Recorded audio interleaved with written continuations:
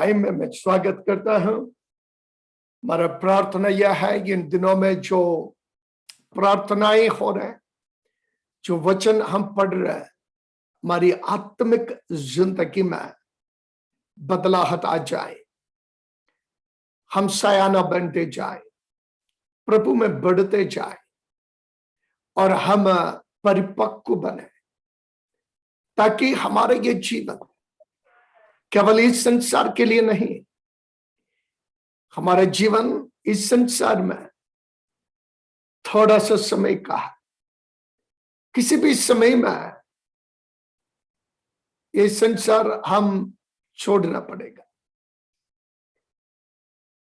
रोज हम वही देकर, एक तरफ लड़ाई, दूसरी तरफ महामारी और फिर विभिन्न कतरे, आपत्तियां और विपत्तियां और भयंकर बीमारियां। अचानक मनुष्य संसार छोड़कर चले जाते हैं। मनुष्य भयभीत है, चिंतित है। लेकिन ऐसे एक संसार में हमारे लिए आशा है, हम शांत रह सकते हैं।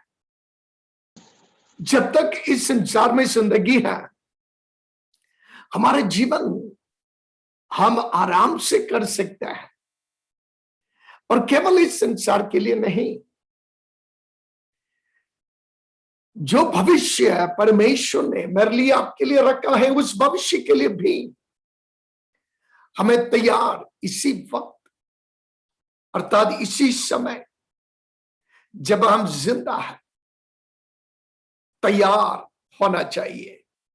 और हम आत्मिक जीवन में किस प्रकार परिपक्व होना है, और स्पिरिचुअल डिसिप्लिन, आत्मिक अनुशासित जीवन हम कैसे, इसके संबंध में देखते आए। और हम ये देख रहे थे, जब पवित्र आत्मा हमारी अंदर है, सभी के अंदर पवित्र आत्मा है जो यीशु मसीह के ऊपर विश्वास किया, और वो आत्मा की भरपूरी में फर्क है, अभिषेक में फर्क है। हमें पवित्र आत्मा उस समय हमारे अंदर कार्य शुरू किया जब हम अपना विश्वास मसीह के ऊपर डाल दिया, और वो पवित्र आत्मा हमें परमेश्वर की वचन की सच्चाई को समझ जाता है। हमें परमेश्वर की वचन समय पर केवल सीखना नहीं, उसका प्रायोगिक स्तर पर जो एप्लीकेशन करते हैं, प्रायोगिक हम लगाना है, इसमें पवित्र आत्मा हमें मदद करता है। और पवित्र आत्मा हमारे जीवन को बदलता है। और कल भी हम वही देख रहा था, आत्मा की जो फल हमारे अंदर कार्य करने लगेगा। हम दो फल के संबंध में देखा है, वो था प्रेम और आनंद। और आज हम बाकी जो फल है उसकी ओर देखेंगे। और ये जो आत्मा की कार्य हमारी जीवन के अंदर हो रहे हैं, ये हमारी आत्मिक, शारीरिक और मानसिक स्तर पर, पारिवारिक जीवन में, सामाजिक जीवन में, व्यक्तिगत जीवन में ये काम पर आना चाहिए और ये प्रकट होना चाहिए, ये दिखना चाहिए। तभी हम आत्मिक है, तभी पवित्र आत्मा की जो भरपूरी हम करते हैं, या आत्मा में भरपूर जीवन हम जो करते हैं, वो हमारे जीवन के अंदर होता है। अन्यथा केवल जैसे प्रेम के विषय में कहा, झंझनाते हुए, इसी प्रकार हम भी बन जाएंगे। कोई अर्थ नहीं होगा, एक बिना मतलब की या अर्थ रहित आत्मिक जीवन से या कापट से भरा हुआ फरीसी सदुकी जैसे जिंदगी से हमारे जीवन से क्या लाभ है। और प्रभु यीशु कभी नहीं चाहते कि मैं और आप एक कापटी आत्मिक जीवन को दर्शाए। हम पक्का होना चाहिए। वृक्ष को अपना फल से पहचाना जाता है। आत्मिक है, शारीरिक है। आपके जीवन से जो फल आते हैं इससे पहचाना जाता है। इसलिए हर विश्वासी जीवन की फल से, प्रायोगिक जिंदगी की फल से, जो डे टू डे लाइफ जिसको हम कहते हैं, रोजाना की जिंदगी से, वो हमारी बातचीत के अंदर, स्वभाव के अंदर, चिंता, मानसिक चिंताओं के अंदर, इमोशनल लाइफ, हमारी जो अंतरकरण की जिसको कहते हैं इमोशंस, भाव की जीवन, इमोशनल लाइफ में, साथ ही साथ हमारा स्पिरिचुअल लाइफ, आत्मिक जिंदगी में बदलाहट। और वो बदलाहट हम दर्शाने की जरूरत नहीं, वो अपने आप में दिख जाएगा, अपने आप में प्रकट हो जाएगा। कोई भी विश्व का फल विश्व नहीं दर्शाता है। देखो मेरा आम को देखो, मैं आम का पेड़ हूं, आम देखो, वो कभी नहीं कहते। जैसे लोग दिखते हैं, उनको मालूम है ये आम का फल है, ये आम का वृक्ष, देखो ये वृक्ष में कितना फल है। इसी प्रकार आत्मिक जिंदगी में भी मुझे और आपको कह कर जाने की, घूमने की, फिरने की जरूरत नहीं है कि मैं आत्मिक हूं, मैं उपवास करता हूं, मैं प्रार्थना करता हूं, मैं गवाह देता हूं, मैं प्रचार करता हूं, मैं ये करता हूं, मैं वो करता हूं। ये सब झनझनाते हुए वही आवाज है। लेकिन जब आप आत्मा में भरपूर होकर, परिपक्व बनकर आप बढ़ते जाएंगे, आप किसी को दर्शाने की जरूरत नहीं। ये फल आप प्रभु के लिए, जो कुछ आत्मिक फल आपके जीवन में हो रहे हैं, ये प्रभु यीशु मसीह जो आपका स्वामी है, जिन्होंने आपको लगाया है कलीसिया में, उनके लिए है।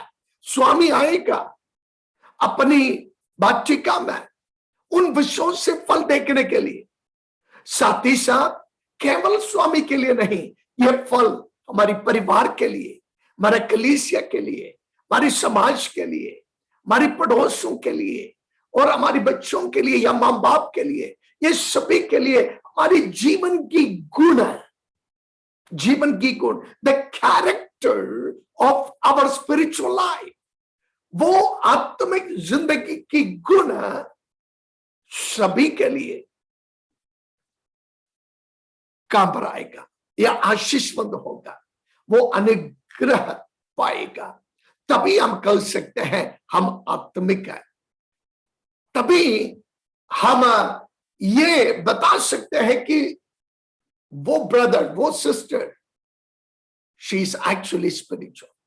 तो हम अब वो आत्मा की फल की ओर थोड़ा सा और जाएं, और हम गलातियों की पत्री 5वें अध्याय की उसका 22 पद पढ़ा है। और आत्मा का फल सबसे पहले हमने देख लिया प्रेम, और दूसरा हमने देख लिया आनंद, और तीसरा है मेल।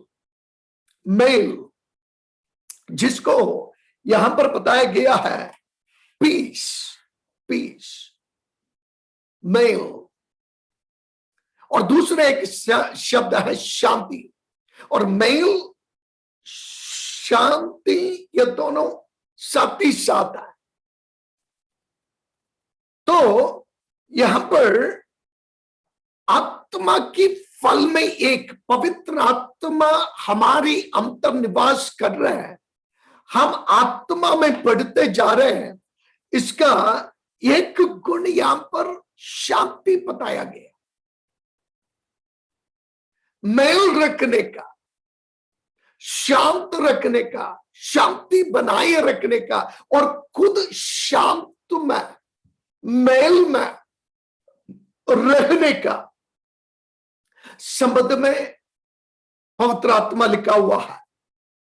और ये जो शांति है, हर परिस्थिति में आपको पार होने के लिए और उससे व्यवहार करने के लिए, to deal with every circumstances, आपकी जिंदगी की जो कुछ आंतरिक तूफान है, जो कुछ भयंकर, जो कहते हैं ना हालात बुरा, और उस हालात बुरा समय में कैसे जीवन को शांत रखना, ये पवित्र आत्मा की कार्य है। मतलब आप हिले डुलेगा नहीं। परिस्थिति के अंतर्गत सबसे बेहतरीन उदाहरण है, एक बार यीशु मसीह शिष्यों के साथ जा रहे थे और यीशु मसीह सो रहा था और इतना भयंकर आंधी तूफान हो रहे थे। यीशु तब भी क्या कर रहा था? सो रहा था। और शिष्य क्या कर रहे थे? चिल्ला रहा था। और इतना चिल्ला रहे थे अपने जीवन के लिए, अपने प्राण के लिए, क्योंकि वो सोच रहा था अब हम डूब जाएंगे, ये समुद्र अब हमें खत्म करेंगे, ये आंधी, ये तूफान इस नाव को बिल्कुल तोड़ फोड़ कर हमें गहरा समुद्र पर डुबाएंगे। लेकिन यीशु क्या कर रहा था? उस समय में भी आराम से सो रहे थे। क्यों? क्या यीशु नहीं जानते कि आंधी तूफान हो रहे? जरूर, वो मनुष्य साथी उस समय पूर्ण परमेश्वर था।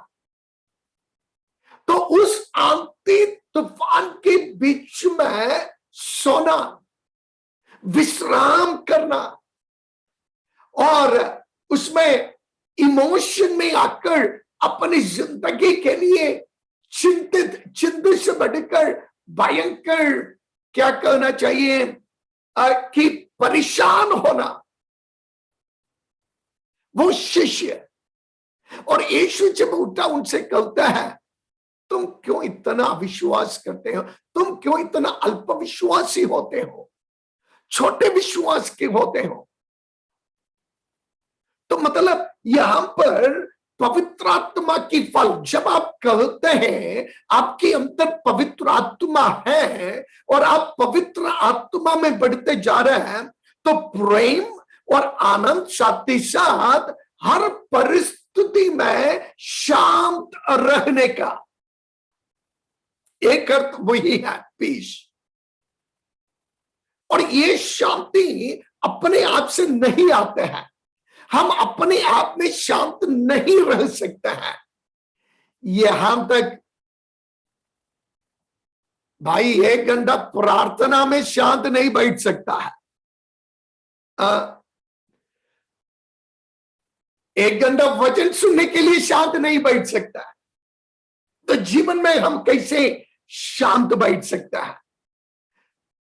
और इसलिए इसको आत्मा की फल बताया गया। जैसे आप आत्मा में बढ़ते जाएंगे, परमेश्वर आपकी उस इमोशनल मैन, आपका जो अंतर की जो भाव का मनुष्य, जहां पर एवरी इमोशंस कम्स, जो आपको आंधी तूफान में डालते हैं, जो आपको अशांत करते हैं, जो आपको बेचैन में डालते हैं, जो आपको एंग्जाइटी एंड वरी, आपको चिंता और एंग्जाइटी में डालते हैं। ये पवित्र आत्मा जब आपके अंदर बढ़ने लगेंगे, उसका एक गुण है, आप शांत होंगे। आप एकदम रिएक्ट नहीं करेंगे। और यहां पर दूसरा शब्द हिंदी में जो शब्द इस्तेमाल किया, मेल करना, मतलब हर जो परिस्थिति है, उस परिस्थिति के साथ मेल में आना, to find peace with the circumstances.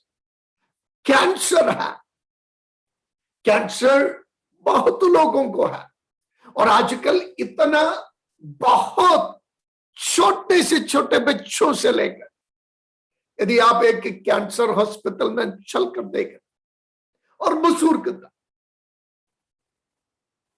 और जब ये आते हैं आप दो कार्य कर सकते हैं, या तो मुझे कैंसर हो, मुझे कैंसर, अरे सभी जानते हैं आपको कैंसर। में केवल कैंसर के बारे में नहीं, हर प्रकार की जो आपकी अंदर आने वाले जो आंधी है, मैं ये नहीं कह रहा कैंसर छोटे सा बीमारी है ना, ये एक आंधी तूफान है, या और कुछ बीमारी हो, कोरोना हो, या जो आपका जिंदगी को खतरे में डालने वाला जो कुछ भी हो, और उस समय यदि आप इस आंधी तूफान में उन शिशुओं के समान हाथ पैर को मारकर चिल्लाएं, कोई मदद नहीं मिलेगा।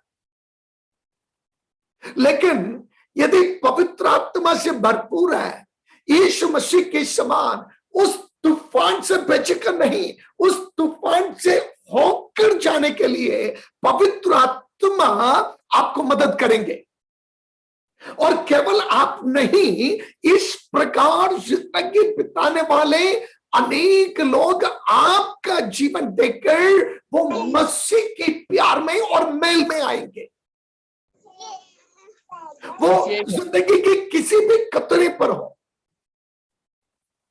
एक बार यहां पर कनाडा में मेरा एक कार एक्सीडेंट हुआ, यहां से कुछ दूरी पर, भयंकर एक्सीडेंट।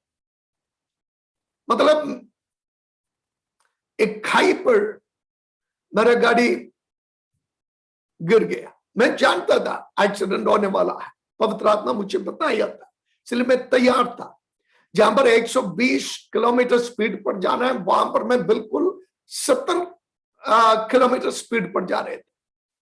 और यहां पर ऐसा है, यदि 110 किलोमीटर स्पीड पर जहां पर जाना है, यदि आप 70 किलोमीटर पर जाएं, पुलिस आपको टिकट दे सकते हैं। तो फिर भी, क्योंकि मैं जानता था कि कुछ एक्सीडेंट होने जा रहे, क्योंकि शैतान ये कह रहे थे, मैं सुना, जैसे मैं आपसे बातचीत करते आप सुन रहे, ऐसा मैं अपने कान से सुना, आज तेरा आखिरी दिन है, आज तू खत्म हो जाएगा। और मैं ये आवाज सुन रहे थे मेरे पीछे पीछे, लेकिन ये सुनकर मैं डरा नहीं है। और मैं अपनी अकेला था गाड़ी पर, मैं प्रार्थना कर रहा था, मैं आत्मा में हो गया सच में, और मैं अन्य भाषा में प्रभु की स्तुति करने लगे, कुछ गीत गाने लगे, आत्मिक गीत। और ये सुनकर 2-3 बार, मतलब 1 घंटे के अंदर मैं आवाज पीछे से सुन रहे थे कि आज तेरा आखिरी दिन है। तो मैं जानता था रास्ता में खतरा है, क्योंकि मैं कहीं प्रचार के लिए जा रहा था। तो अचानक इस जगह पर आए, वहां पर बहुत एक्सीडेंट होते हैं, और मैं नहीं जानता था, बाद में पता चला जहां पर मेरा गाड़ी का कंट्रोल चला गया, मतलब 70 किलोमीटर में यहां पर कोई भी गाड़ी का कंट्रोल नहीं जाता। मैंने स्टीयरिंग घूमने के लिए कोशिश किया, जहां मेरा गाड़ी जाना है उल्टा कोई मेरे स्टीयरिंग को चला रहे, मुझे ऐसा लगा। और मैं कितने सालों से गाड़ी चला, मैं ब्रेक लगाने के लिए कोशिश किया, मेरा ब्रेक भी फेल हो, brake fail, steering fail. German गाड़ी है, कभी ऐसा होता नहीं। तो मुझे मालूम है क्या हो रहा है, ये आंधी तूफान क्या हो रहा है। और मैं वहां बैठ कर बेचैन नहीं हुआ, मैं आत्मा की भरपूरी के बारे में आपको बता रहा, इसलिए ये उदाहरण बता रहा। मैं उस समय में भी प्रभु को धन्यवाद करने लगे।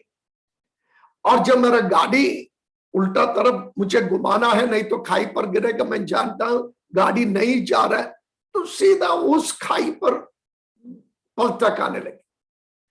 2-3 पलटक आ, इतना गहरा खाई, और हर समय मेरा गाड़ी पलटक आ रहे थे।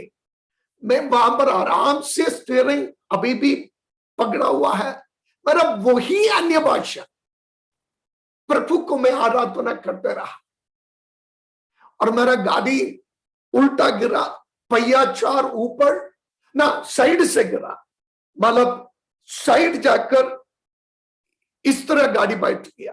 तो मैं ऐसा लेटा है और मैं जैसे एक्सीडेंट गाड़ी नीचे बैठा, मैं सोचा क्या मैं जिंदा हूं या मरा, मुझे मालूम नहीं हुआ। भयंकर शब्द है, पूरा कांच टूट गया, गाड़ी डब्बा जैसा बन गया और गाड़ी का जो साइड से जो छत है मुझ पर लगने लगे, इतना डब्बा बन गया। और मैं उस समय में भी बहुत शांत प्रभु की स्तुति कर रहे थे, आराधना कर रहे थे, अन्य भाषा बोल रहे थे। और जब मैं आंख खुला तो देखा मैं उल्टा सीट बेल्ट पर लटका हुआ है। अब डोर तो खोल नहीं सकता, साइड से गाड़ी है, एक तरफ नीचे है एक ऊपर है, वो जाम हो गया और आगे की कांच पूरा टूट गया। मैं सीधा सीट का बेल्ट खोल दिया, उस आगे जो शीशा टूटा था उससे किसी न किसी प्रकार बाहर उस गड्ढे पर आया। मैं अपना पूरा शरीर को देखा कि मैं जिंदा हूं या नहीं, और गाड़ी को देखा, मुझे विश्वास नहीं हो रहा है कि वो एक्सीडेंट हो गया। मैं पूरा शरीर को देखा, कहीं भी एक जरा सा भी चोट, पूरा कांच टूटा हुआ है, बस वो कांच काफी है और अब पूरा शरीर घायल होने के लिए। और इतना गहरा खाई है, मेरा एक भी हड्डी बचना नहीं था। लेकिन अभी भी जब मैं सोचता मैं कैसे शांत रहा उस समय में, इसलिए मैंने बताया जो सर्कमस्टांसेस है, जो परिस्थिति है, उससे मेल में आना शारीरिक तौर पर, इमोशनल तौर पर कभी हो नहीं सकता। लेकिन जब आप कहते हैं आप आत्मा से भरपूर है आपके जीवन के, मैं ये केवल एक्शन के बारे में नहीं, यहां तक there can be storms in family life, पारिवारिक जीवन के अंदर इस प्रकार की आमती आ सकते हैं। लेकिन आप यदि आत्मा से भरपूर है, आप आमती नहीं बनेगा, you will not become a storm. हमारा गलती इस बात पर है प्यारे विश्वासियों, भाइयों बहनों, जब भी परिस्थिति आते हैं हम, जैसे मैंने कहा एग्जाम्पल, एक तूफान के बीच में हम हो गए, हम खुद तूफान बन जाता है, तो हम कभी उससे बाहर आने नहीं पाएंगे, इसलिए इमोशनल स्ट्रेस करता है। लेकिन यदि आप कहते हैं आपके अंदर पवित्र आत्मा है, one of the fruit of the spirit, पवित्र आत्मा की एक फल यह है, ऐसे हालात पर यू कैन कंट्रोल और you can be peace with the situation, मेल में आ सकते हैं उस परिस्थिति का। कैंसर से अब मेल कर सकते हैं या बीमारी से अब मेल कर सकते हैं। इसका मतलब यह नहीं कि हम प्रार्थना नहीं करना कि बीमारी दूर नहीं होना, प्रभु शंका करेंगे। ऐसा कोई भी तूफान नहीं है जो बढ़ते रहेंगे या चलते रहेंगे। हर तूफान एक बार रोकना ही है, हर तूफान बंद होना ही है। तो आपकी जिंदगी की यह तूफान भी बंद होगा, जरूर होगा। क्या विश्वास करते हैं? और जो कुछ whatever circumstances you are in, जो कुछ परिस्थिति पर आप है, ये हमेशा नहीं रहेगा। यीशु मसीह ने जब आंधी तूफान को शांत किया, वहां पर ऐसा लिखा है, जिस किनारे पर उनको पहुंचना वो पहुंच गया।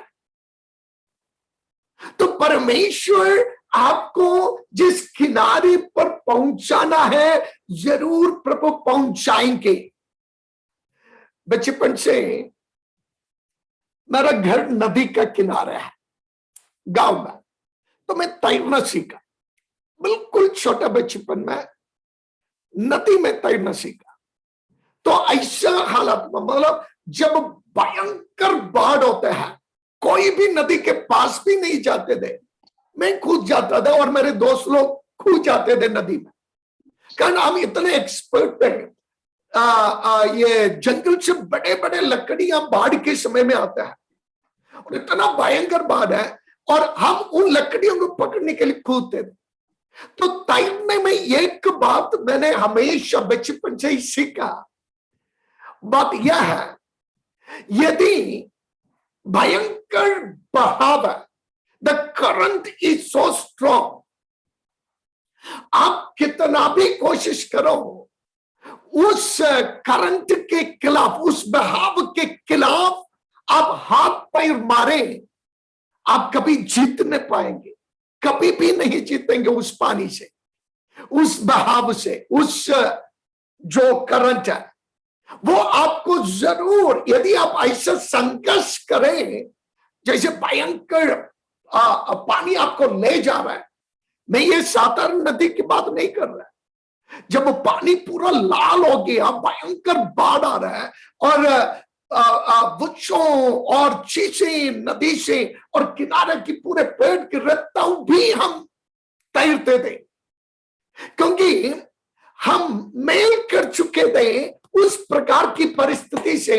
और जिंदगी की जो अनुभव है बचपन की, जो तैरने का, वो हमें सिखाया कहां पर हमें अपने आप को संभालना है और कहां पर कौन सी करंट पर नहीं होना है और किस प्रकार मोड़ना है। ये सब कुछ, नहीं तो ये जीवन और मृत्यु की सवाल है। तो कभी कभी जब हाथ पैर थक जाते हैं, तो अभी तैर कर बहुत साल हो गया, अभी तैरना बहुत मुश्किल है मेरे लिए, क्योंकि मसल्स पकड़ लेंगे, बहुत ही 25-30 साल हो गया पानी में तैर। लेकिन उस समय से मुझे याद है, और जब बहुत थक जाते हैं, जो पानी का बहाव है उस पर बस हाथ फैलाएंगे, पैर ऊपर करेंगे, जो मर्जी ले चलो, और ये पानी कहीं ना कहीं किनारे पर फेंक देंगे पक्का। मैं कहने का मतलब यह है, मेल करना, विरोध में संघर्ष करने से आपको उत्तर नहीं। इसलिए यीशु ने कहा ना, आज भी जीवित वचन में वही बता रहे हैं। यीशु ने क्या कहा, तुम क्यों इतना चिंतित हो, तुम क्यों इतना चिंता करते हो? क्या भोजन के लिए? उन कौओं को देखो ना, उन जीव जंतुओं को देखो, उन जल जंतुओं को देखो, उन जवान शेर को देखो, उस कौवा की बच्चे को देखो, और रोते हैं, तुम्हारे स्वर्गीय पिता उन्हें खिलाते हैं, और तुम इतना चिंतित है। तुम मेल में, पीस में, you can not make peace with your circumstances. याद रखना, जैसे मैंने कहा, हर आंटी हमेशा नहीं रहते, there is a time. Suleman भी यही कहता है, सूरज के नीचे सभी के लिए समय है। तो आपकी जो परिस्थिति है, उस परिस्थिति में यदि आप पवित्र आत्मा से भरपूर जिंदगी है, इसलिए मैं हमेशा कहता है, पवित्र आत्मा की भरपूर जीवन का अर्थ केवल यह नहीं थोड़ा आराधना करना। पवित्र आत्मा की भरपूर जीवन की मतलब यह नहीं थोड़ा अन्य भाषा बोलना, ये उसका केवल बाहरी चिन्ह है, लेकिन असलियत फल आना चाहिए। क्या है?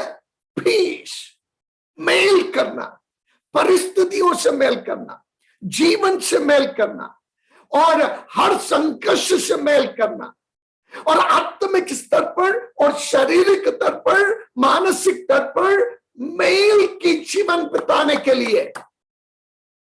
मैंने किसी पुस्तक में ऐसा पढ़ा था कि जापान में सीबीड्स मतलब समुद्र में ये जो कोरल कहते हैं, कोरल का मतलब यह है कि समुद्र की जो रंगीले रंगीले अच्छे अच्छे पौधे और जीव जंतु हैं, और बताए जाते हैं वहां का एक ऐसा जगह है, दो समुद्र के बीच पानी टकराते, मतलब हमेशा बहुत संघर्ष है, पानी उस तरह इस तरह और हमेशा खींचाव है।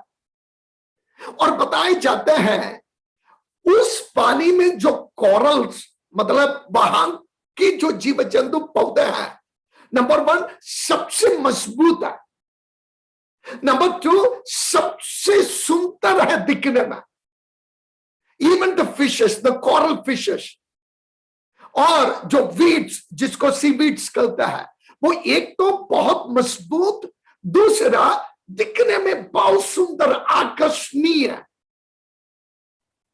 और बताए जाते हैं उसी समुद्र की दूसरी हिस्से पर बिल्कुल शानदार समुद्र, कभी कभी हवाएं आता है, और बताए जाते हैं वहां पर जो कोरल जीव जंतु है और जो पौधा है, एक तो बिल्कुल कमजोर और इतना आकर्षित नहीं है जितना जो संकट में है। प्यारों में खलने का मतलब यह है, जितना संकट आपके जीवन के अंदर आते हैं और जितनी आंधी तूफान उड़ रहे हैं, जितने लहरें उड़ रहे हैं, जितने आपको लग रहा है कि ये मुझे डामाडोल कर रहे हैं, फुटबॉल की तरह मेरे जिंदगी को मार रहे हैं, परेशान नहीं होना, ये आपका जीवन को मजबूत कर रहा है, जीवन की जड़ और गहरा जा रहा है, वचन में, प्रार्थना में, आत्मा में। और साथ ही साथ ये जो मेल जिसको हम आत्मा की गुण पीस कहते हैं, इसमें आप और गहरा होते जा रहे, ये दिखने लगता है, ये प्रकट होने लगता है। ये कैसे प्रकट होते हैं? आपकी रहन सहन में, आपकी व्यवहार में, चाहे वो आपकी विरोधी हो, आपके साथ रहने वाले, चाहे वो परिवार के अंदर हो या कलीसिया के अंदर हो। वचन क्या कहता है? यीशु मसीह ने मत्ती 5 में क्या कहा? Blessed are the peacemakers, शांति को भंग करने वाला नहीं, शांति बनाने वाले धन्य है, वो परमेश्वर का पुत्र कहलाएगा। They are the sons of God. आप परमेश्वर का बेटा है? क्या आप परमेश्वर का बेटे हैं? क्या पवित्र आत्मा आपके अंदर वास कर रहा है? क्या आप मेल कर रहे हैं और जो मेल है उसको तोड़ रहे हैं? क्या आप शांति को ला रहे हैं और जो शांति है उसको भी आप तोड़ रहे हैं? इससे पहचाना चाहते हैं कि वृक्ष किस प्रकार है, कौन सा फल इस वृक्ष से आ रहा है। तो जितना आप जिंदगी की तूफान से, परेशानी से आत्मा की बल से मेल में आता है, उतना आपका जीवन फलदायक और साथ ही आकर्षणीय, साथ ही मजबूत बनता है। आपका मालूम है जो पर्ल्स कहते हैं, ये पर्ल्स कैसे बनते हैं? मैं जानता, आप सभी जानते हैं। जब उस जंतु की और जो क्रीचर जो कुछ शल है उसके अंदर इस जीव के कुछ रहते और कुछ ऐसे चीजें चले जाते हैं, इनका जीवन को इतना असहनीय बनाते हैं, लेकिन वो ही रेत की जो कण है बाद में पर्ल में बन जाता है, बदल जाता है। बिकॉज वो क्रीचर, वो जीव जो है, वो जो शल है, सीख लिया है, मेल कर लिया है, शांत हो गया है कि ये मेरा जिंदगी को असहनीय बनने के लिए मैं नहीं दूंगा, इसको मैं एक पल में, मोती में बदल डालता हूं। ये तो मार खाएगा ये। हालेलुया। तो इसी प्रकार मेरा और आपका जीवन प्यारो, पवित्र आत्मा की भरपूरी से हमें सीखना है मेल आने के लिए, टू बी पीसफुल। और यीशु मसीह ने क्या कहा था? मैं अपना शांति तुम्हें देता हूं, आई गिव माई पीस। वो ये संसार जो देते हैं उस प्रकार नहीं है। संसार की सारी शांति क्षण भर का। आपको मालूम है, यदि आप इतिहास को पढ़ें, दूसरा विश्व युद्ध के पहले लगभग 24 दुनिया की बड़े बड़े देश यूएन में आकर वे यह निर्णय लिया था, अब एक विश्व युद्ध हमें चाहिए नहीं, हम लड़ेगा नहीं, हम इससे, क्योंकि युद्ध की चारों तरफ युद्ध की युद्ध होने की संभावना था, इसलिए वे सब पीस ट्रीटी में साइन कर दिया कि लड़ाई नहीं होगी दूसरा विश्व युद्ध के समय। लेकिन 24 घंटा भी नहीं हुआ, सेकेंड वर्ल्ड वॉर, दूसरा विश्व युद्ध शुरू हो गया। वो शाही साइन किया हुआ शाही सूखने के पहले ही संसार की शांति का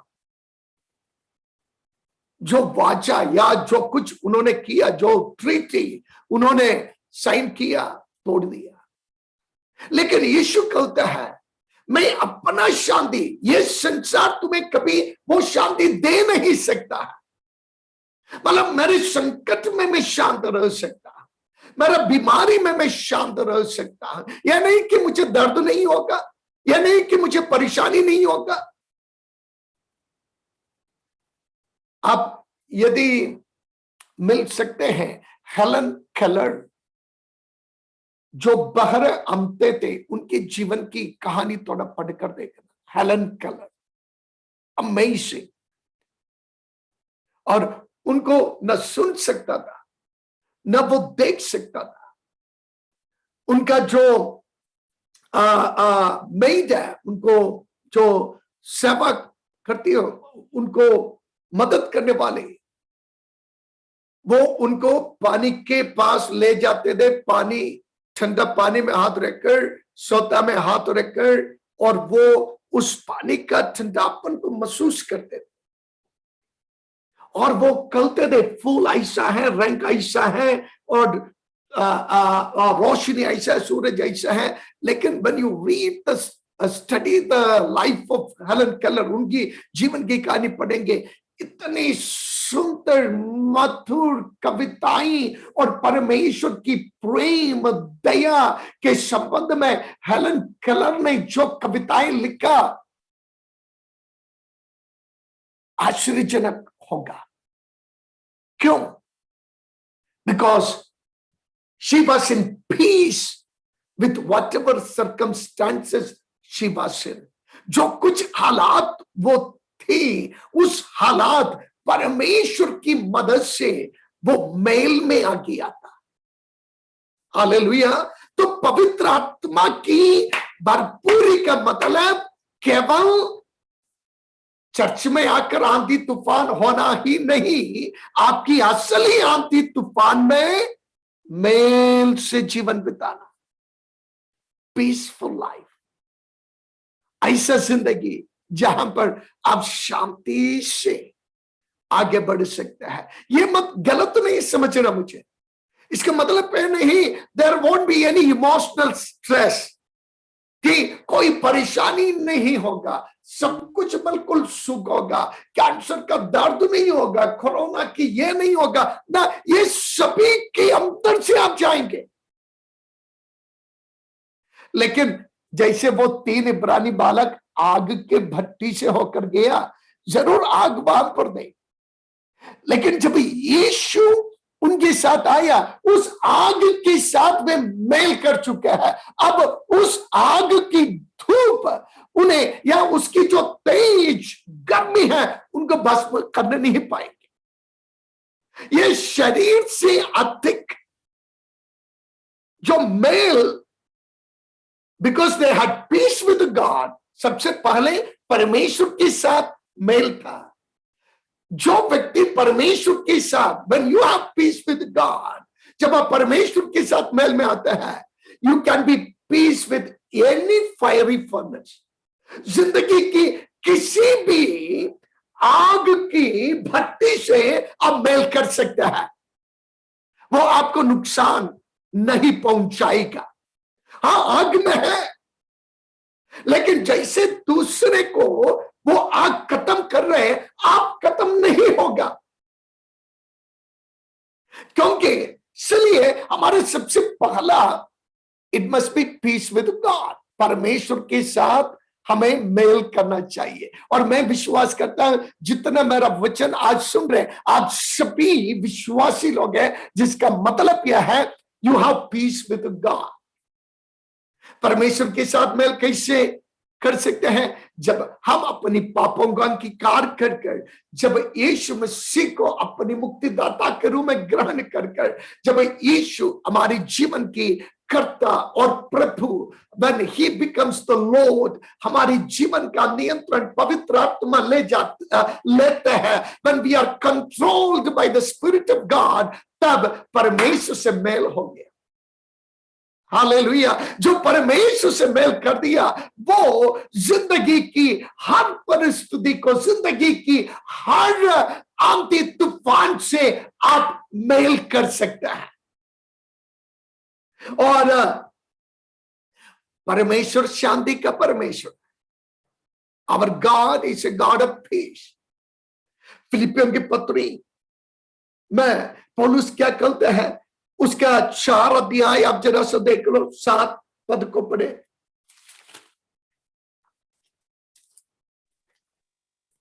तब परमेश्वर की शांति जो सारी समझ से परे है, तुम्हारे हृदय और तुम्हारे विचारों को मसीह यीशु में सुरक्षित रखेगी। ओके, अगला पद।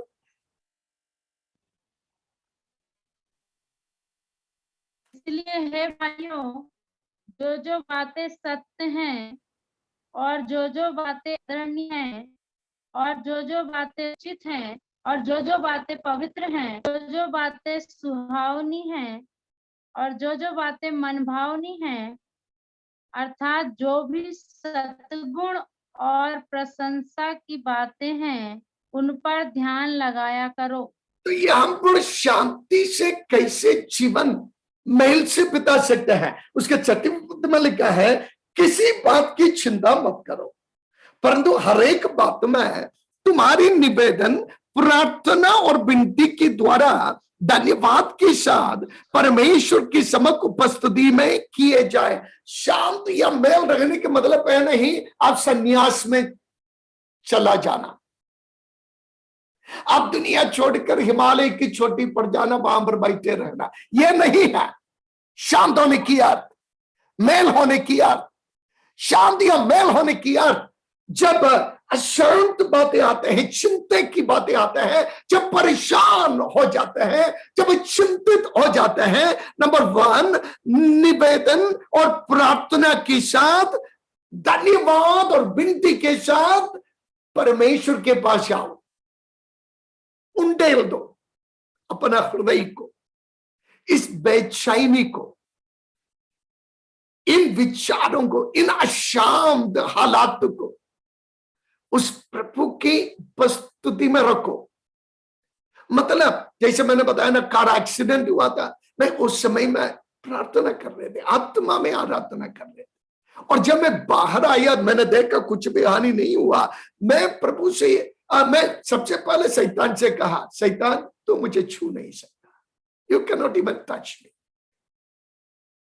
क्योंकि मेरा प्रभु के खून में, उनकी सुरक्षा में मैं छिपा हुआ। जब तक वो नहीं चाहेगा मेरा एक भी हड्डी नहीं टूटेंगे। यदि वो चाहता है, मैं तैयार हूं उनके पास जाने के लिए, चाहे वो कैसे भी एक्सीडेंट से हो, बीमारी से हो, या बुजुर्ग होकर हो। जब वो चाहता है मैं जाएंगे उनके पास, लेकिन उसके पहले जब तक मैं प्रभु में हूं तो मुझको कुछ भी नहीं कर सकता है। हालेलुया। बाद में मुझे वहां से ले चलने के लिए लोग आए, बताया, वे चकित हुए, बताया पास्टर आज तक इस खाई पर जो गाड़ी गए, हर साल 2-3 जाते हैं, एक भी नहीं बचा है। और तब उन्होंने मुझे दिखाया, मैं तो देखा नहीं था, कि उस खाई के ऊपर अलग अलग क्रॉस रखा हुआ है, फूल चढ़ाया हुआ है, एक एक की यादगारी के लिए। लेकिन जब मैं आत्मा में हो गया, जब मैं आत्मा की भरपूरी में आ गया, जब मुझे लगा कि मैं खतरे पर जा रहा है, जब प्रभु से मेरा मेल हो गया और प्रभु मुझे उस प्रकार की एक मृत्यु नहीं चाहता था, मैं बिल्कुल शांत। इस वचन भी ठीक वही कर रहा है। जब हम ज्यादा एंजाइटी में आ जाता है, जब बहुत बेचैनी पर आ जाता है, थोड़ा अंदर चले जाओ, जैसे यीशु ने कहा, कमरे को बंद करो, घुटने पर बैठो, अपने हाथ उठाओ, या जो कुछ भी कैसे भी हो, अपने दिल को, हृदय को, विचार को, इमोशंस को, जो कुछ आंधी तूफान आपके विरोध में हो रहे, निवेदन, प्रार्थना, विनती, धन्यवाद, ये एक एक शब्द घंटों तक सीखने का है। निवेदन क्या है, प्रार्थना क्या है, विनती क्या है, और धन्यवाद क्या है। और जब ऐसा करेंगे, क्या लिखा है, तब परमेश्वर का शांति, परमेश्वर की शांति जो हमारे सारे समझ से बिल्कुल परे है। इसका मतलब मैं कभी समझ नहीं सकता, जब मेरा गाड़ी 4-5 बार पलटा खाकर उल्टा गिरता है, कैसे बचेंगे, ये मेरा समझ के परे है। लेकिन वचन कहता है कि परमेश्वर का शांति जो मैं समझ नहीं सकता, तुम्हारा हृदय और तुम्हारे विचार मसीह यीशु में सुरक्षित करेंगे। जब मेरा हृदय, मेरा विचार सुरक्षित है, मेरा शरीर भी सुरक्षित होगा। यह है आत्मा की भरपूर जीवन, और इससे कहते हैं आत्मा की फल। और फिर हमें क्या करना चाहिए, 8वीं पद में हम देख सकते हैं, और वही बात कुलिस्सियों के पत्र 3 अध्याय पर भी हम वही देख सकते हैं। उसके 15 पद में ऐसा लिखा है, और मसीह की शांति, कुलिस्सियों 3:15, और मसीह का शांति जिसके लिए तुम एक देह होकर बुलाए भी गए हो, तुम्हारे हृदय में राज्य करें और तुम धन्यवादी बने रहो। Let the peace of Christ rule in your hearts। English में थोड़ा और गहरा दिया हुआ है, मसीह का वो शांति तुम्हारा हृदय को राज्य करने दो। To which indeed you were called in one body। इसका मतलब एक शरीर के लिए बुलाया गया है। कलीसिया एक शरीर है, और कलीसिया और मसीह एक शरीर है। तो सिर कौन है, मसीह है, और शरीर हम है, मतलब मसीह और हम एक शरीर है। और यहां पर लिखा है, जब मसीह का शांति, वो शांति मतलब हमारा सिर, हमारा जो शरीर का सिर है, वो सिर्फ पूरा शांति से भरा है, और वो शांति हमारे हृदय में आना चाहिए, जिसको कहते हैं द पीस ऑफ क्राइस्ट। आपको कुछ समझ में आ रहा है? पता नहीं इसको कितना हल्का करना मुझे मालूम नहीं है, लेकिन मैं सोच रहा अब सभी थोड़ा कुछ समझ में आ रहा है। सो ये शांति मुझसे आने वाला नहीं है, मुझसे कभी शांति आ नहीं सकता है। There is no peace in me। मैं तो हमेशा संघर्ष करने वाला हूं, मैं हमेशा हाथ पैर मारने वाला हूं, मैं हमेशा, जैसे यिर्मयाह ने कहा ना, मुझ पर हाय, ना यशायाह ने कहा मुझ पर हाय,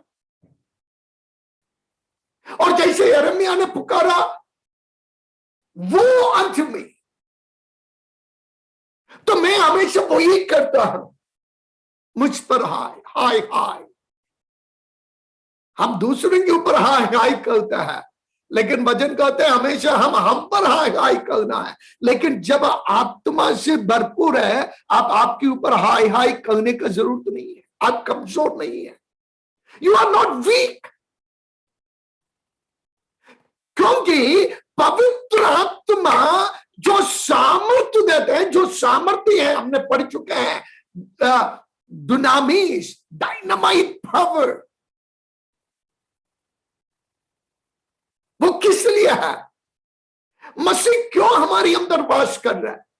आपकी हर परिस्थिति में, और यहां पर ऐसा लिखा है मसीह का वो शांति तुम्हारे हृदय में राज्य करे और तुम धन्यवादी बने रहे। तो मसीह का शांति, आंधी तूफान में आराम से विश्राम करने वाला शांति, क्रूस में पिता के हाथ में अपने प्राण को समर्पण कर पुनरुद्धान की सामर्थ्य के लिए विश्राम करने वाले शांति, आत्मा की फल है। तो ये आत्मिक गुण में बढ़ो ना, जाकर लड़ाई, संघर्ष, चिड़चिड़ाहट, शारीरिक कार्य प्रकट करने के बदले आत्मा में भरते जाओ, आत्मा में भरपूर होते जाओ। कैसे? उसका क्या निशान है, क्या चिन्ह है? आपकी जीवन की एक प्यार, दूसरा आपका आनंद, और तीसरा ये प्यार और आनंद का फल में आपके अंदर आने वाला वो शांति। Hallelujah, hallelujah. हर विश्वासियों के अंदर, हर विश्वासियों के अंदर आना चाहिए। और यीशु ने भी ठीक वही कहा था कि मैं, और यदि आप यशायाह नबी का पुस्तक 26 का 3 पढ़ने की जरूरत नहीं, यदि आप वहां पर इस प्रकार लिखा है परफेक्ट पीस, परमेश्वर का शांति परफेक्ट, संपूर्ण, आधा नहीं, अधमुआ नहीं, परफेक्ट पीस।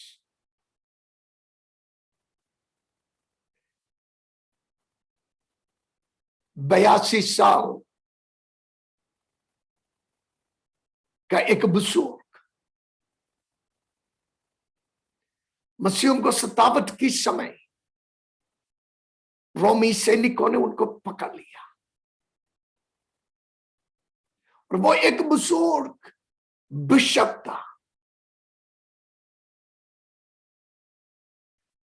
और जब जज बैठा, उनका जो गलती है या उनका जो आरोप है यह था कि वो रोम की देवी देवताओं को छोड़कर यीशु के पीछे चला गया और लोगों को सिखा रहे यीशु के पीछे जाओ।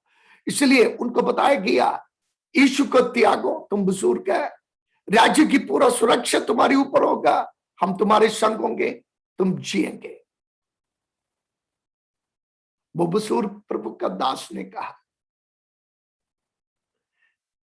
ये 82 साल मेरे प्रभु ने मुझको भलाई के अलावा कुछ भी बुराई नहीं किया, और मैं उसके साथ संपूर्ण शांति के साथ हूं। I am in perfect peace with my God. अब आप कौन सा जीवन मुझे देने का? रोम कौन सा जीवन मुझे देने का? What kind of life Rome is going to give me? या रोम की सम्राट क्या जीवन मुझे देने का? उस भक्त ने कहा, जो कुछ तुम्हें करना है जल्दी करो। बड़ा भीड़ करते हुए सैनिकों ने उस बुजुर्ग की हाथ बांधने, उन्होंने बताया मुझे बांधने की कोई जरूरत नहीं, मैं भागेगा नहीं। उनके साथ आराम से चला, एक कंबा खड़ा कर दिया। उस कंबा में उनको बांधने के लिए जब सैनिक आया, बताया मुझे बांधने की जरूरत नहीं, इस आग से मैं नहीं भागूंगा, और लकड़ी लगाए गया। और जो कैप्टन था सैनिकों का, इस बुजुर्ग पवित्र भक्त का चेहरा देखा तो उनको पता नहीं, उनको बोल नहीं सकता, वो इतना विश्वास नहीं कर सकता। वो चिल्लाने लगे, how comes there is a perfect peace in your face, कि आग जलने जा रहा है, लकड़ियां लगाया गया, और अब किसी भी वक्त में वो भस्म हो सकता है, लेकिन वो चिल्लाने लगे, तुम्हारा चेहरा कैसे इतना शांत हो सकते हैं?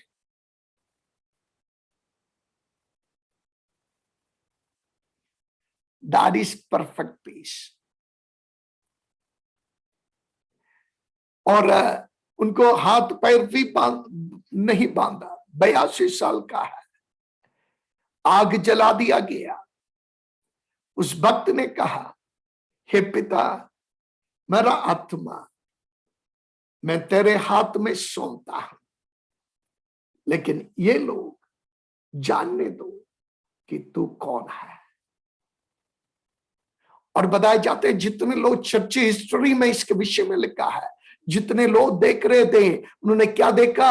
एक कबूतर, जैसे यीशु मसीह के समय पर कबूतर उत्तर आया, लेकिन यहां पर एक कबूतर उस आग की ज्वाला से ऊपर उठ गया। That is called perfect peace, जिसको हम संपूर्ण पूर्ण शांति कर सकते हैं। मृत्यु को देखकर भागा नहीं, और समझ में आ गया, संसार, रोमन साम्राज्य, वो जीवन जो मुझे प्रभु के साथ मिला कभी दे नहीं सकता। और जो शांति आज इस आग की ज्वाला में भी उनकी चेहरे पर, या उनकी जो लोग देखा, उन्होंने जो शांति, जो मेल देखा है, वो कहां से आई? और आपको मालूम है, यदि इतिहास पढ़े, बाद में ये पूरा रोम मसीह बन के, पूरा रोम मसीह बन गए, क्योंकि कोई ना कोई परमेश्वर के साथ जो मेल है, वो मेल केवल परमेश्वर के साथ नहीं, जो परमेश्वर के साथ मेल में है, वो अपने भाइयों के साथ भी मेल में है। ध्यान से एक बार और सुनिए, प्यार से मैं आपको यह बताना चाहूंगा, यदि आपकी अंतरात्मा की फल मेल पीस है, नंबर 1, परमेश्वर के साथ आपका मेल है। नंबर 2, यदि परमेश्वर के साथ आपका मेल है, आपकी पत्नी के साथ आपका मेल है, आपका पति के साथ आपका मेल है, you are peace with your children, you are peace with your neighbour, आपके जो पड़ोसी है उनके साथ आपका जिंदगी लड़ाई का जीवन नहीं है, आप मेल का जीवन में है, और कलीसिया में, और आपका जीवन एक लड़ाई का जीवन नहीं है, मेल का जिंदगी है। You are a peace maker.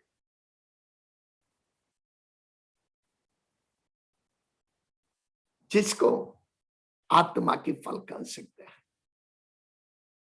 बाप रे, मैंने सोचा आज ये खत्म करेंगे क्योंकि 2 दिन और बाकी हैं क्लास समाप्त करने के लिए।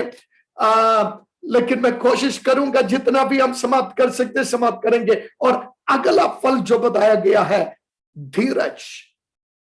धीरज जिसको पेशेंस कहता है, ये सभी एक दूसरे से जुड़ा हुआ है।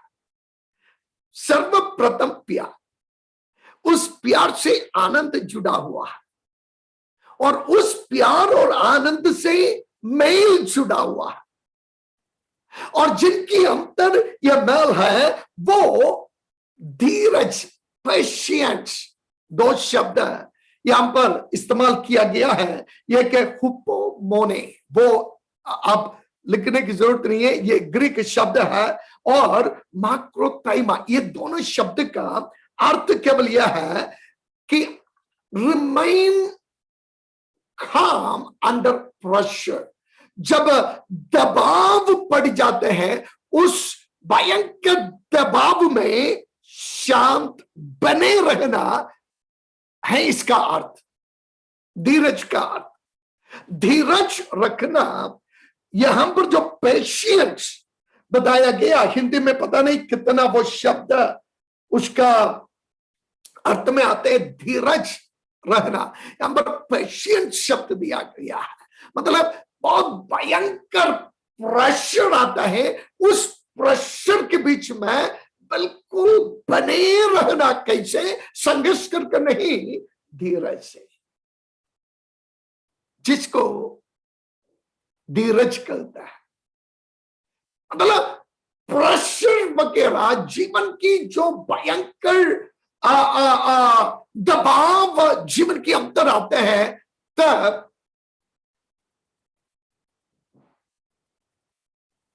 भाग कर जाता नहीं, छोड़कर जाता नहीं।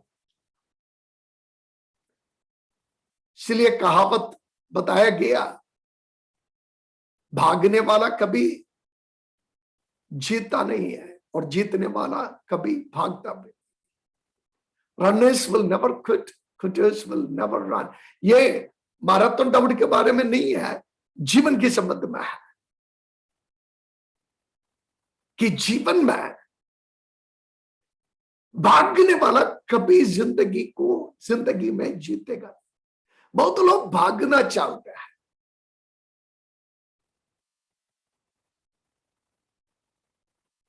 और जीतने वाला स्थिर रहता है।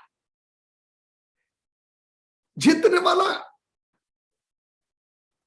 हार सकता है, हार जीवन की भाग है, लेकिन हार उनको उत्तेजना देते हैं जीतने का, भागने का नहीं। तो यहां पर वही अर्थ बताया, टू रिमाइन काम इन ट्रायल्स।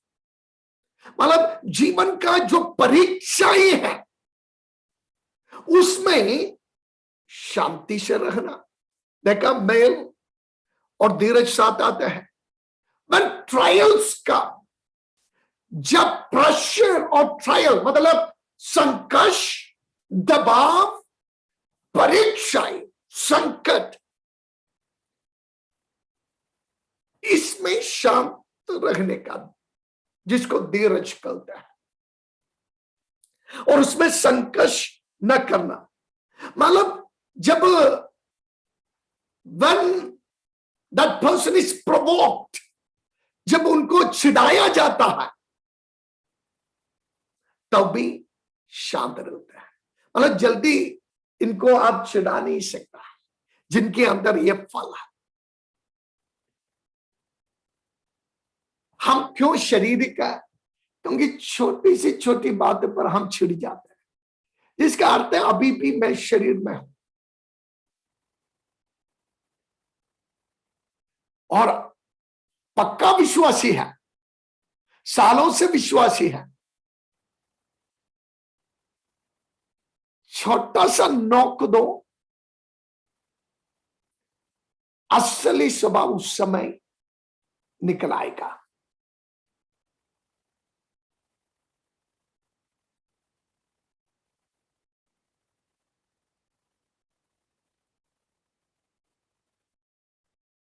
लेकिन यहां पर जो धीरज बताया गया, when provoked, मतलब जब प्रोवोकेशन, मेरे ख्याल पर चिढ़ाया जाना वही शब्द होगा। जब आपको चिढ़ाया जाता है, गुस्सा दिलाया जाता है, परेशान किया जाता है, क्या आप शांत रह सकते हैं? हमारा एक्सक्यूज क्या है? सबके लिए एक सीमा है, सहन करने का भी एक सीमा है, अभी भी शरीर में है, अभी भी शरीर में है, आत्मा की फल में नहीं है। धीरज का अर्थ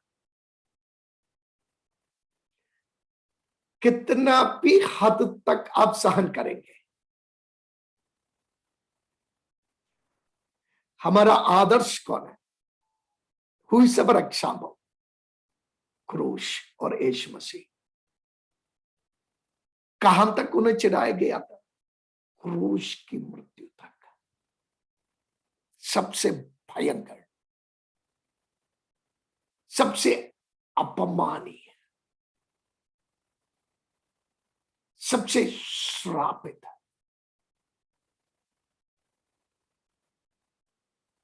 किसको? परमेश्वर को, परमेश्वर का पुत्र जिन्होंने अपना जीवन देकर छुड़ाने के लिए आया था, उन्हीं को। कहां पर? क्रूस पर।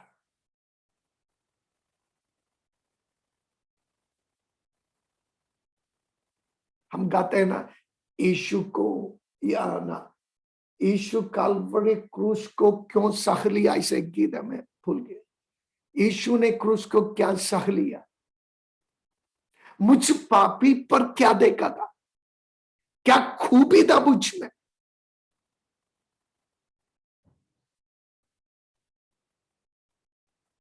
लेकिन लिखा है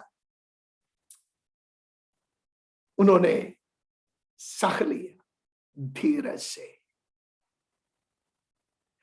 ये सहनशीलता, ये धीरज, ये patience under pressure, when provoked, जब गुस्सा दिलाया जाते हैं, जब चिढ़ाया जाते हैं, तुरंत कांटा नहीं आएंगे, तुरंत शब्द नहीं बदलेगा। जो मुंह से आया वो तुरंत बदलेगा नहीं। धीरज रखना, मेरा प्रार्थना यह है, जो वचन आप पढ़ रहे हैं, आत्मा में भरपूर होते जाना, आत्मा में चलते जाना, आत्मा की फल प्रकट होते जाना, ये प्रायोगिक स्तर पर आ जाए। केवल पुस्तक की बात नहीं, प्रायोगिक स्तर पर हर एक विश्वासी आत्मा की फल में बढ़ते जाए। आइए अपने आंखों को बंद करेंगे। Hallelujah, hallelujah, hallelujah. धन्यवाद हो प्रभु, धन्यवाद हो प्रभु, धन्यवाद हो प्रभु। ओ रब खला न मरीड शब्द ला न मरीड शब्द। प्रभु जी, तेरे लोगों के लिए मैं प्रार्थना करता, मुझको भी तेरे हाथ में सौंपते हैं। हम कहते हैं हम आत्मा से भरपूर है, लेकिन आज भी हमारे जीवन के अंदर शरीर की कार्य प्रकट है। हम वो उस पुराना मनुष्य में अभी भी जीवन बिताते हैं, लेकिन हम बढ़ते जा रहे खुदावन, हम सीखते जा रहे खुदावन, हम सयाना बनते जा रहे खुदावन, हम आत्मिक स्तर पर हमारे जो बढ़ोतरी है होते जा रहे खुदावन। मेरा प्रार्थना यह है, जो वचन तेरे लोगों ने सुना खुदावन, जैसे आत्मा की फल प्रेम, आनंद, शांति, धीरज, ये स्वभाव की गुण हमारी जीवन के अंदर प्रकट होने दो खुदावंद। ये हमारे जीवन से आने दो, प्रकट होने दो, ये फल दिखने दो खुदावंद, ताकि हम सयाना बनते जाए। तेरे लोगों को तू आशीष दे। आज रात्रि काल जब वे सोएंगे खुदावंद, ये वचन उनसे बातचीत करने दो खुदा। पवित्र आत्मा तू इस वचन की बीज को हर एक दिल के अंदर बढ़ा दे। खासकर तेरे लोग विभिन्न जगहों से इस शुभ माध्यम में जोड़ा है, सभी के ऊपर तेरा आशीष के हाथों, और उस सिवनी कलीसिया के लिए खासकर मैं प्रार्थना करता है। इन दिनों में ये कलीसिया आत्मा में परिपक्व बनते जाए खुदावंद, बढ़ते जाए, आत्मिक फल प्रकट करने वाला कलीसिया बन जाए। हम सभी को मदद करें, हम सभी को मदद करें। जो बीमार है, जो आंतरिक तूफान के बीच में जा रहा है, जो संकट में है, प्रभु तू उन्हें छू ले, चंगा कर प्रभु। तेरा आश्चर्य कर्म उनके जीवन में होने दो, तेरा आशीष उनके जीवन में होने दो प्रभु। जो आवश्यकता में है, उनकी आवश्यकता को पूरा कर। जो इमोशनल स्ट्रेस में है, यीशु नासरी के नाम में वो स्ट्रेस और निराशाएं और डिप्रेशन चली जाए। रास्ता को खोल दे प्रभु, द्वार को खोल दे खुदावंद, प्रबंध कर प्रभु, तेरे लोगों को आशीष दे। आज जबकि यहां पर दिन है तेरा सेवा करने के लिए, हमें मदद कर। जो रात के वक्त में है, विश्राम करने दो। मसीह यीशु के नाम में मांगते हैं, सुनो गण कर पिता, आमेन। पिता परमेश्वर का प्रेम, प्रभु यीशु मसीह का अनुग्रह, पवित्र आत्मा की सहभागिता और संगति हम सभी के साथ, सारे पवित्र लोगों के साथ अब से लेकर हमेशा बने रहे, आमेन। जिस प्रभु ने हमें विजय दिया, अपने हाथ उठाकर हम उसको स्तुति करेंगे। Hallelujah, hallelujah, hallelujah.